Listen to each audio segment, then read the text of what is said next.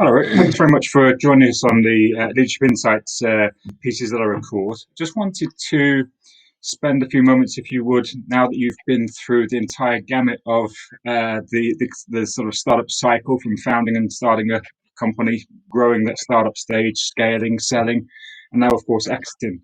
To see if you can share some insights, thoughts, or learnings during that time around succession planning and the importance of bringing people behind you.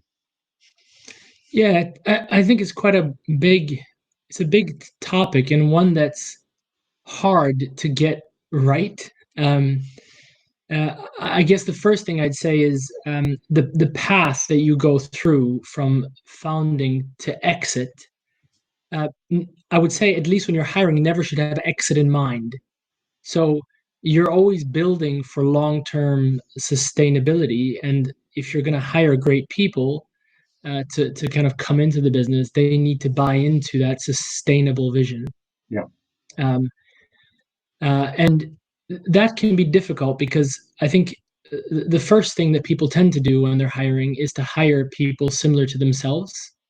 And it's very difficult to try and understand where your weaknesses sit. Yeah. Sometimes on a skill level, it's much easier, but when you're looking deeper and looking at capabilities, the way you think and things like that, it's harder to know where you've got gaps. But it's worth taking the time to think it through so that when you're hiring, you're filling gaps that actually make the team stronger. Because skills everybody ultimately can learn through time. So I think that's probably one of the key things. Yeah, at that level of self-awareness, you clearly, when we first spoke, that was something you'd clearly done to an extent of thinking through what's I should say, what's the gap for the team, not necessarily what's going to be immediately more comfortable for me. And that level of self-awareness in a founder doesn't always exist, if I'm honest. No, I guess, and I'd say that it's difficult to naturally exist because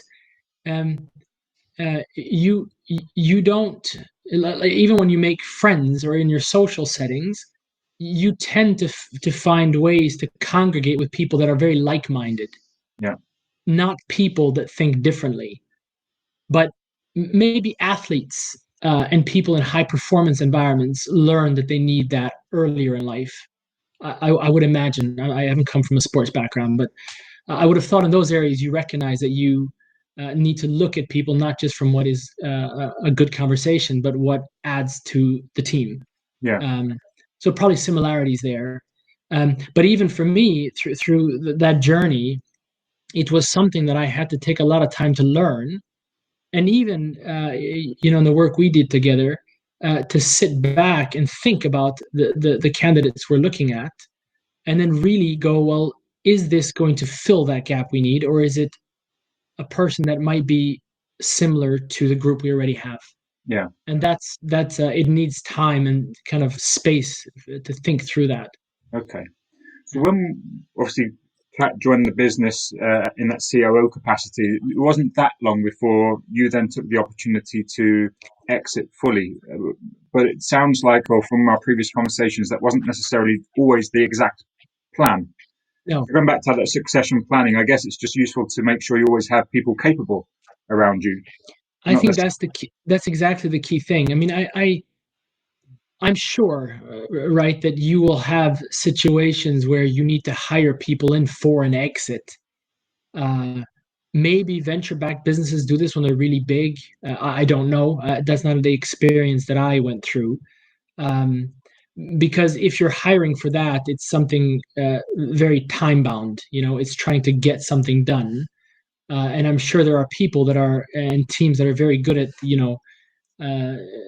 being involved in how you do change management of a business into another business, and but I think for me the journey wasn't that. It was let's get the best team we can, and in the process of that we ended up selling. Yeah. But I'd say we weren't selling, we're being bought, which is a slight nuance difference. Okay. I guess going back to sort of building the team and taking that time out, because when you are scaling in a business, it is so fast paced, and there is an element genuinely of, we just need a really great person in this role because we're all flat out and I'm doing 10 jobs, which is fairly typical for the founding team. But to actually, again, take that time to sit back and think about the longer term, not necessarily to an exit, but the growth of the business rather than just got to fill this hole right now. Again, is that something which, even from the earlier stages, you felt the ability to step back a little bit there?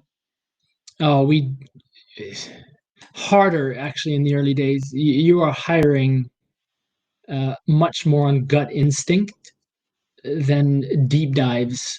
I tried what are those, like psychological tests sometimes. we tested on various methods, and I guess in the early days you have more time, so you as a founder interview everyone. But at a certain stage that's physically not possible anymore.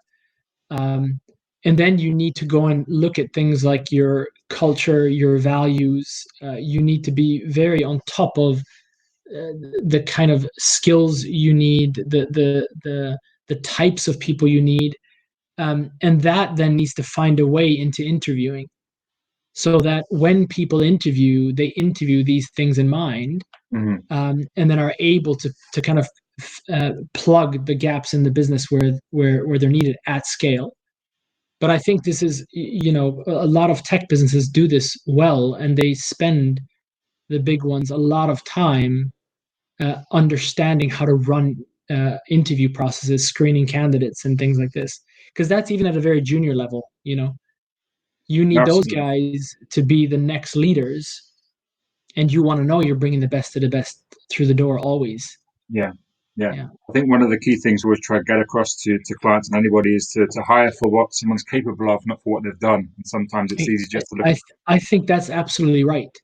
And that's what makes it hard, is how do you interview for capability when you're trying to, you almost need to look forward on this person, and then you're taking a bet. Yeah. But I think you can be better at doing those kind of interviews if you take the time to think about questions, think about answers. Your success rate will be higher, will be better. Yeah. And again, from our point of view, it's bringing in an expert to support you on that, whether it's ourselves or others. Would you, with an important legal decision or an important sort of accounting decision, you'd seek the advice of people who are expert in those fields. And I think that's something Absolutely. which enjoyed working with you and Sophie during the process.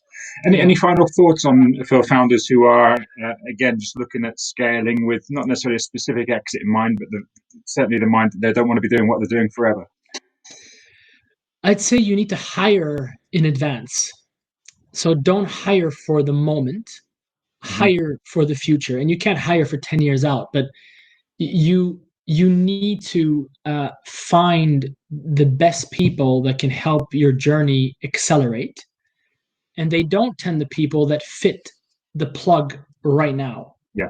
They tend to be the people that can pull the business into the path it's looking to go for the next 3 years. So you almost, in a way, need to understand where you want to be, let's say at least 3 years out, and go, I'm hiring for the person that gets me to 3 years. Yes. What I think tends to happen with founders is that they hire for needs and problems they're seeing today. Yeah, I'd absolutely agree. Absolutely. Listen, it's really brilliant to share your insights. Thanks very much for doing that. We look forward to seeing your new ventures wherever and whenever they may be. Yeah, watch this space. Thank you very much, Erik. All right, thanks, David.